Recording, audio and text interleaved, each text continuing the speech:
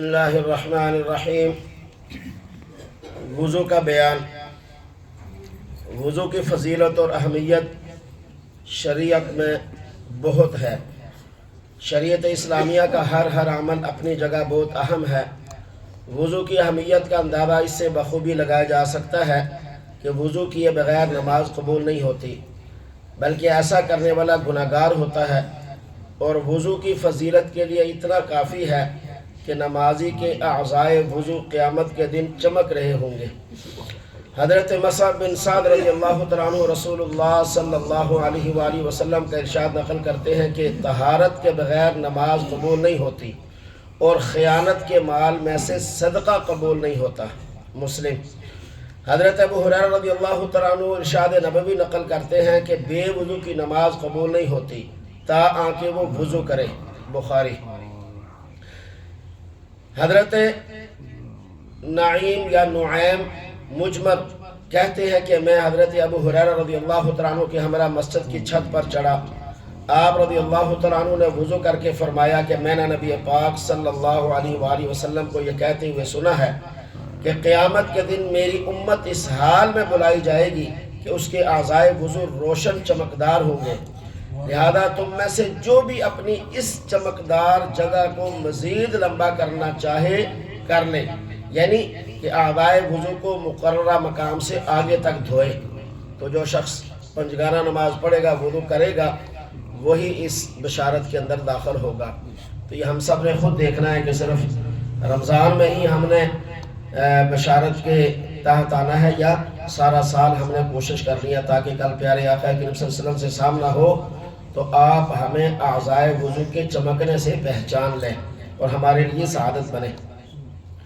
فرائض وضو 4 ہیں۔ وضو کے فرض 4 ہیں۔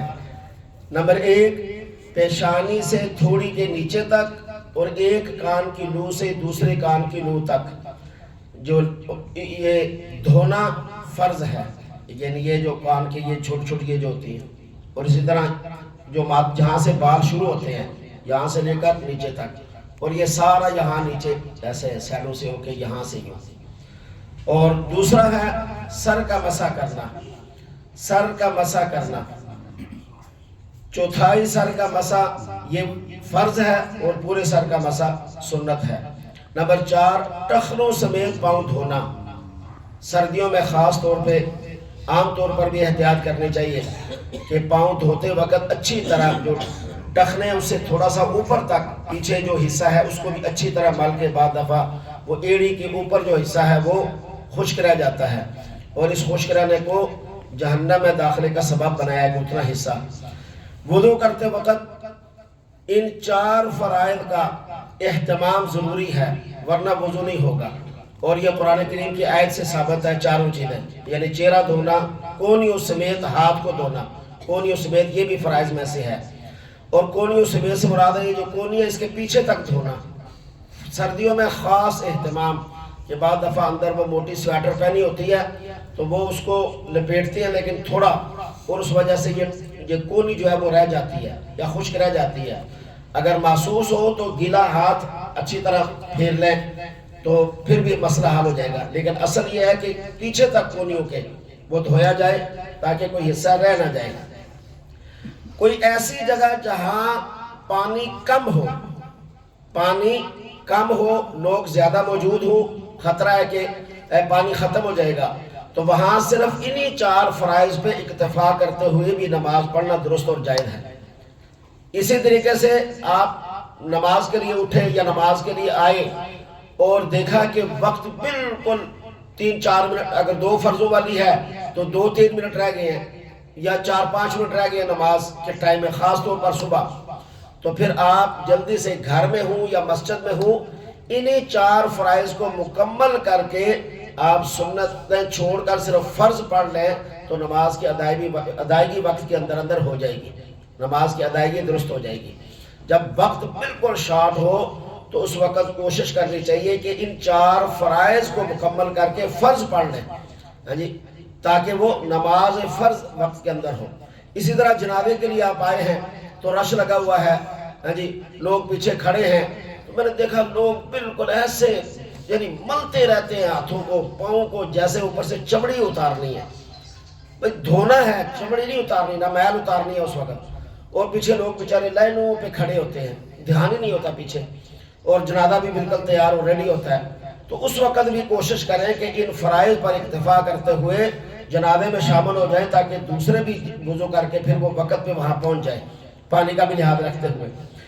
اسی طرح فرائض کے بعد سنن وضو ہے.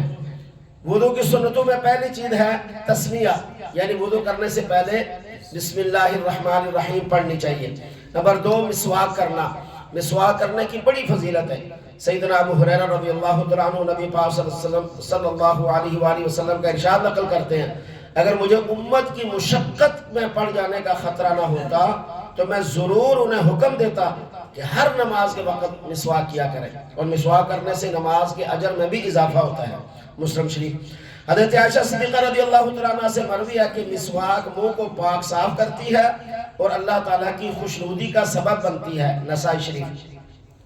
روزہ کی حالت میں مسواک کرنا یہ بھی سنت ہے. حضرت عامر بن ربیعہ فرماتے ہیں کہ میں نے بے شمار دفعہ رسول اللہ صلی اللہ علیہ وآلہ وسلم کو روزہ کی حالت میں مسواک کرتے دیکھا ہے. اسی طرح 3 بار ہر عضو دھونا. 3 بار. جب حضرت عثمان نے لوگوں کو رضی اللہ تعالیٰ عنہ نے لوگوں کو سنت نبیہ کے مطابق وضو کر کے دکھلایا تو آپ رضی اللہ تعالیٰ عنہ نے شروع میں 3 مرتبہ ہاتھوں کو دھویا، پھر 3 دفعہ کلی کرنا، یہ بھی کیا ہے؟ سنت ہے. پھر حضرت عثمان رضی اللہ تعالیٰ عنہ نے کلی کی، پھر 3 مرتبہ ناک صاف کرنا، وسطن سارا. پھر حضرت عثمان رضی اللہ تعالیٰ عنہ نے ناک صاف کیا. پھر اعضائے وضو کو 3 دفعہ دھونا، تمام اعضائے وضو کو 3 دفعہ دھونا. پھر اب یہ 3 دفعہ کا معنی آپ تھوڑا سا سمجھ لیں کہ ہم ٹوٹی کھول کے اس کو 3 دفعہ دھوتے رہتے ہیں، وہ تو 300 دفعہ دھل جاتا ہے. بھائی جو لوٹا پہلے دو میں لوٹا ہوتا، آج بھی دیہاتوں کے اندر لوٹے میں آدمی پانی ڈالتا ہے، یوں پانی ڈال کے تو یوں اس کو ایسے کرتا ہے 1 دفعہ، پھر دوبارہ، پھر اس کو یوں کر کے یوں کرتے ہیں تاکہ وہ پورا اچھی طرح ہو جائے. اسی طرح دونوں ہاتھوں کو یہاں ٹوٹی میں آپ پورا ہاتھ نیچے لے جا کر آپ نے دھو لیا، بس اس کے بعد پھر ایسے بعد میں کرنے کی ضرورت نہیں ہے. وہ تو 1 دفعہ ہی آپ یوں کر کے دھوئیں گے، وہ تو 10 دفعہ تو ویسے ہی دھل گیا. آپ بات سمجھ رہے ہیں؟ لوگ نیچے پاؤں داخل کر کے اس کو کافی دیر لگاتے رہتے ہیں. تقاطر شرط ہے کہ پورا یہاں سے پانی بہ کے قطرے ٹپکے پانی بہ جائے، بس بات ختم. ایک آدمی کئی آدمیوں کے وضو کا پانی جو ہے نا وہ استعمال کر لیتا ہے. بازو نیچے کیا یوں کر کے ختم ہو گیا.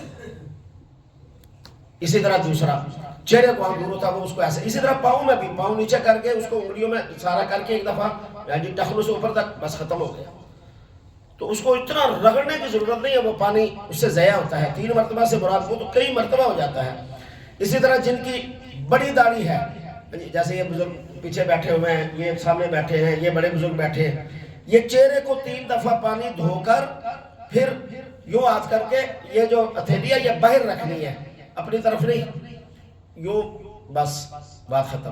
جو چھوٹی داڑھی ہے جیسے میری ہے یا اور جو چھوٹی داڑھی رکھنے والے یا جن کی پتلی باریک ہے، ان کے لیے یہ ہے کہ وہ پورا چہرہ اچھی طرح دھوئیں گے. یا جن کی گھنی ہوتی ہے بہت زیادہ، وہ بھی اچھے طریقے سے، باقی خلال کر کے بس بات ختم. تو داڑھی کا خلال کرنا یہ بھی سنت ہے. حضرت عثمان رضی اللہ تعالیٰ عنہ فرماتے ہیں کہ نبی پاک صلی اللہ علیہ وآلہ وسلم داڑھی کا خلال کیا کرتے تھے.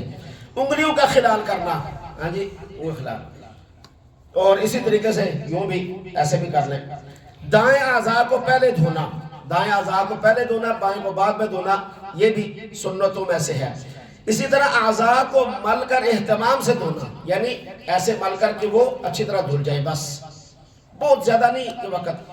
حضرت عبداللہ بن زید رضی اللہ عنہ فرماتے ہیں کہ نبی پاک صلی اللہ علیہ وآلہ وسلم نے وضو کیا اور اعضاء کو ملتے ہوئے فرمانے لگے اس طرح کرنی چاہیے.